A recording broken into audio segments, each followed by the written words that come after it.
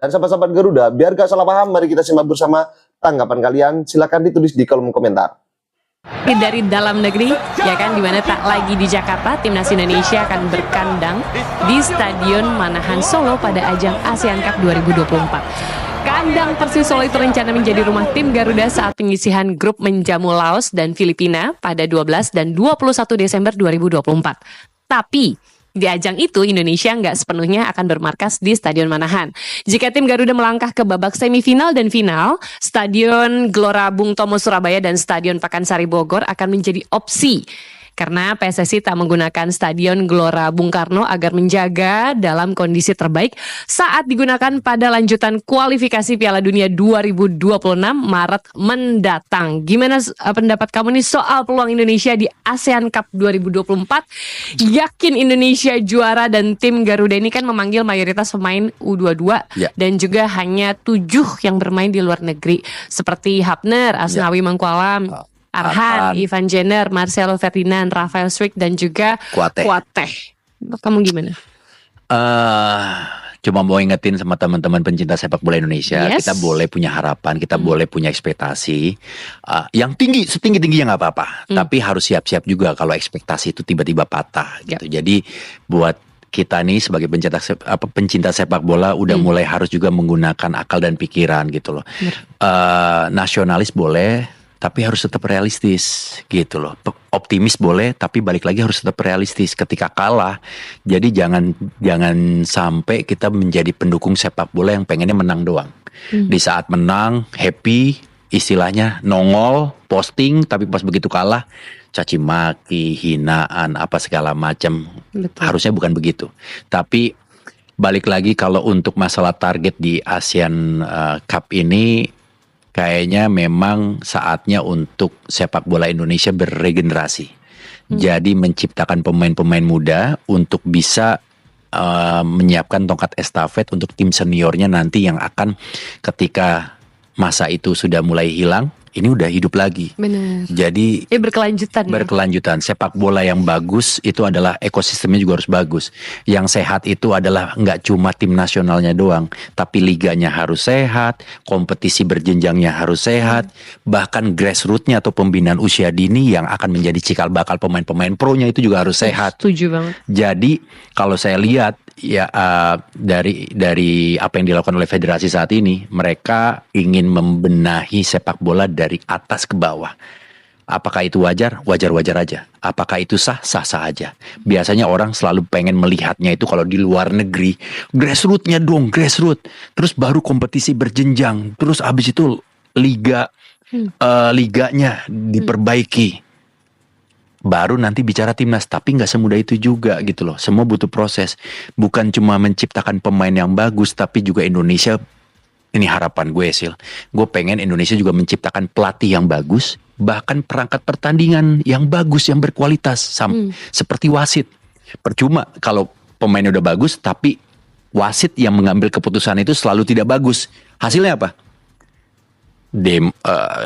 Komplain, debat, berantem, pukul-pukulan, mengakibatkan supporter turun ke lapangan, amburadul sepak bola. Gitu. Tapi untuk saat ini sih bangga ya bahwa ekosistem sepak bola Indonesia ini sudah mengarah ke yang lebih baik, prestasi demi prestasi mulai kita tapaki gitu. Memang jalan masih panjang, tapi sekali lagi benar kata Ibnu di awal gitu, ini bukan perkara masalah kita mendukung pas menang aja, yang namanya supporting mendukung tuh baik jatuh, kalah sampai bangun lagi, tolong kita tetap berada di samping sayap Garuda ya. Betul. Meskipun jadi kita target juara bukan patokan. Seperti sebenarnya Pak Erik juga ingin mengutarakan itu. Pas begitu diwawancarakan ditanya target sama wartawan, Pak targetnya juara nggak? Pak targetnya juara nggak? Pak Erik selalu bilang kita akan memberikan yang terbaik dan kita akan selalu bermain yang terbaik. Tapi kalau kita lihat dari data pemain-pemain muda yang diturunkan, ini lawannya juga nanti akan lawan Vietnam loh, tim yang sangat berpengalaman juga di ASEAN Cup. Jadi pasti mereka juga kemungkinan besar akan menurunkan pemain seniornya, pemain utamanya gitu. Jadi biarkanlah Garuda muda ini berkembang, mereka punya pengalaman, sejauh apa mereka melangkah kita dukung terus. Ya meskipun kita kan belum pernah ya menang Piala AFF ya. Iya belum. Jadi kayak tentu memang tapi pasti. Itu selalu jadi pro kontra tuh, Sil. Why was that? Apakah Piala AFF atau ASEAN Cup ini penting? Atau kita pilih mana? Pilih Piala Dunia atau Asian Cup gitu. Iya, ya Selalu jadi poin FIFA-nya juga kecil gitu ya. Iya. Jadi kayak, tapi lebih baik dia dinikmati aja nggak sih, ya kan? iya dinikmatin Nikmati aja. sebagai Betul. dia di jalan aja sebagai Nggak usah lah. pengalaman, Betul. sebagai latihan gitu kan. Kayak yang penting ngasih yang terbaik. Kalau buat gue pribadi sih lebih baik main aman tapi jangan ada yang cedera. Kalau Iya. kalau gue ya. Kalau gue sih pengennya gini, kita sebagai pencinta sepak bola nikmatin aja. Memang apa yang sudah diputuskan oleh federasi, pasti Iya. federasi melakukan yang terbaik demi sepak bola Indonesia, Betul. udah pasti itu. Yes. Dan terlihat sudah ada perubahan ke arah sana menuju kebaikan. Kalaupun ada komentar-komentar negatif, komentar-komentar pesimisme dari beberapa orang atau beberapa pihak oknum yang tidak menginginkan sepak bola ini maju, selalu mengkritik, ya anggap aja itu adalah sebuah motivasi, bisikan tetangga bisikan yang wow. tidak ingin melihat kita maju gitu. Boleh, Boleh ya? boleh. Tapi kita nikmatin aja udah. Mau menang mau kalah terus dikasih pilihan kan. Lo lebih pro ke pemain naturalisasi atau pemain lokal? Kan suka Aduh, dikasih itu isu benar, begitu benar, kan. benar. Itu sebenarnya isu yang udah gak perlu dibahas Betul. tuh ya. Menurut kalian Piala AFF atau Asian Cup ini penting atau enggak? Harusnya ini penting. Kalau kalian bisa ingin maju ke Piala Dunia, kalian kuasai dulu Asia Tenggara. Ada juga yang berkomentar nggak penting Nonsense. kok gitu kan. Ya pokoknya komentar selalu ada. Yang Selalu penting ada. kita dukungan kita aja. Betul. Posisi kita di mana gitu ya Yes. untuk mendukung timnas. Ngomongin soal timnas, peluang kualifikasi Piala Dunia 2026 gimana? Sempet nonton nggak kemarin di GBK? Nonton. Oh terus? Langsung kayak dapat oksigen baru lagi. Tabung oksigennya kemarin habis, sekarang kita dapat baru lagi. Jadi Bisa ada beda nafas ya? segar. Iya, kita punya poin 6 sekarang. Optimis juga makin besar. Kita ada beberapa negara yang kita targetkan dapat poin penuh lagi. Kita lupakan Jepang. Jepang udah beda dunia ya, beda universe jadi. Beda universe kayak. Bahkan Ya udahlah. iya, bahkan dari Australia aja masih punya harapan untuk dapat poin ya. Nggak tahu menang, nggak tahu seri, tapi kayaknya bisa dapat poin. Jadi makin optimis, apalagi atmosfer atau semangat dari pasukan Garuda ini lagi tinggi-tingginya. Dan mudah-mudahan ini kan masih bisa ada waktu ya sampai Maret. Betul. Kita baru nanti mulai lagi bertanding. Ya berharap minimal round berikutnya kita lolos. Kalau punya nazar nggak? Kalau Indonesia Nonton. lolos Piala Dunia. Nonton, tapi diajak sama Pak Erik. Wow, ada request tersembunyi pesan sponsor. Ya, waktu itu sempat ketemu sama Pak Erik. Pak Erik kita berangkat. Siap, kalau Piala Dunia berangkat. Mantap. Yang seru dong nazarnya biar dilihat sama soccer people di rumah. Kalau Indonesia lolos ke Piala Dunia 2026, maka seorang Ibnu Jamil akan Saya akan lari lebih dari 42 kilo. Alias ultramaraton saya akan jabanin untuk tim nasional Indonesia bisa melaju ke Piala Dunia. bawa bendera Indonesia. Bawa Saking bendera bangganya. Indonesia. Betul. Gas, kataku sih gas. Nih kita semua saksinya. Kegelisahan masih menyelimuti Bahrain di kualifikasi Piala Dunia tahun 2026 setelah merasakan keganasan netizen Indonesia melalui media sosialnya. Semua tak lepas dari kontroversi keputusan Ahmed Alkaf selaku pengadil lapangan saat Bahrain menjamu timnas Indonesia pada matchday keempat grup C putaran ketiga. Wasit asal Oman ini dinilai mencuri kemenangan skuad Garuda atas tuan rumah dan itu membuat publik tanah air marah besar kepada keduanya. Singkat cerita, serangan netizen Indonesia membuat Federasi Sepak Bola Bahrain, BFA, tak tenang hingga mengajukan permohonan ke AFC. Permohonan itu berupa pemindahan venue laga Timnas Indonesia melawan Bahrain yang rencananya digelar di Stadion Utama Gelora Bung Karno, Jakarta. Federasi Bahrain meminta agar pertandingan tersebut digelar di tempat netral di luar Indonesia dengan alasan keamanan. Akan tetapi, PSSI mengklaim jika laga Indonesia melawan Bahrain tetap digelar di GBK. Sekjen Yunus Nusi bahkan menyebut FIFA tidak akan merespon surat dari Federasi Bahrain dan AFC perihal pindah venue. Dikatakan bahwa jika FIFA meresponai, pasti sudah menghubungi PSSI dan menanyakan kesiapan dalam menggelar pertandingan. Pernyataan itu cukup memberi bukti bahwa Bahrain memang ketakutan datang ke Indonesia sebagai tamu dari skuad Garuda. Saat ini, Bahrain duduk di peringkat kelima klasemen sementara grup C dengan koleksi 6 poin dari 6 laga yang telah dijalani. Minggu ini juga setelah kemenangan Indonesia kita dapat kabar timnas Indonesia bersiap lagi untuk Piala AFF dan Coach Sintayong yang langsung menghandle.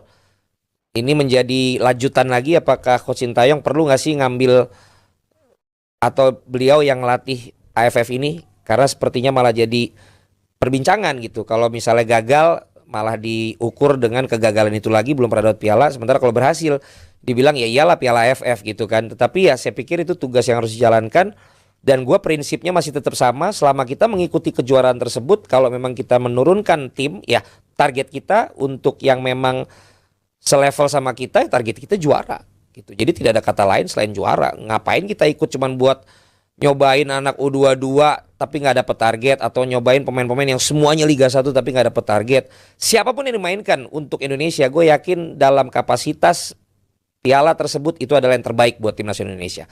Jadi gue tetap akan terus mensupport ya siapapun yang nanti akhirnya dipilih dan ditunjuk. Bagi gue mereka bukan sekedar cuman buat cari pengalaman. Untuk level AFF yang katanya sekarang kita sudah meningkat, ya kita harus bisa meraih kemenangan. Karena ingat, kalau kita mau menjadi jawara ya di level tertinggi, ya dia juga harus jadi jawara dulu dong di level-level bawahnya. Nah AFF kita belum pernah yang senior, tapi yang di level kelompok usia yang udah pernah. Jadi kan penasaran juga gitu. Nah kabar yang gue dengar bahwa Martin Paes, Ivar Jenner, Justin Hubner, Strike rencananya itu akan dipanggil juga, tergantung apakah klub mengizinkan atau tidak. Ya itu menunjukkan bahwa gue pikir Coach Sintayong akan menargetkan tentu tim ini menjadi juara. Salah nggak? Enggak dong. Kenapa? Mereka udah nggak layak di level main tersebut. Namanya pemain dimanapun dipanggil ya harus siap. Lu inget nggak si wasit aja, wasit yang waktu itu di penentuan terakhir kita lolos Olimpiade apa enggak, yang lapangannya nggak ada penontonnya, yang katanya yang cukup kontroversial waktu itu. Nah itu wasit aja mau di pertandingan seperti itu, tetapi kemudian dia jadi wasit di final Piala Olimpiade atau Piala Eropa ya? Di final Piala Eropa, lah dia wasit finalnya, lu bayangin tuh. Artinya ya ketika memang lu diminta untuk atau dipanggil untuk mengikuti kejuaraan atau pertarungan tertentu, ya lu harus ikut dan lu harus berikan yang terbaik gitu. Jadi jangan langsung kita pikir udah gini ngapain lu main di level yang itu sama aja lu kayak udah biasa naik bisnis kelas lu nggak mau lagi naik kelas ekonomi gitu. Itu kan jadi sesuatu yang menurut gua nggak bagus juga secara mentalitas lu gitu ya. Itu juga keresahan gua yang gue sampaikan. Vientiane, timnas putri Indonesia sukses melaju ke final Piala AFF 2024 setelah menaklukkan Singapura dengan skor meyakinkan 3-0 di semifinal Senin 2/12/2024 malam WIB di New Laos National Stadium. Gol pertama dicetak Claudia Scheunemann lewat tendangan lambung di menit ke-6. Reva Oktaviani menggandakan keunggulan sebelum jeda dengan gol spektakuler dari jarak jauh. Meski Singapura mencoba membalas di babak kedua, Laita, kiper Indonesia, berhasil menjaga gawang tetap aman. Gol penutup datang dari Dwi Oktavianti di injury time. Garuda Pertiwi akan menghadapi Kamboja di partai final yang sebelumnya mengalahkan Timor Leste 3-0. Terima kasih, saya Fitrianto dari Republika. Selamat untuk timnas Indonesia. Selamat juga buat Marcelino yang malam ini mencetak 2 gol.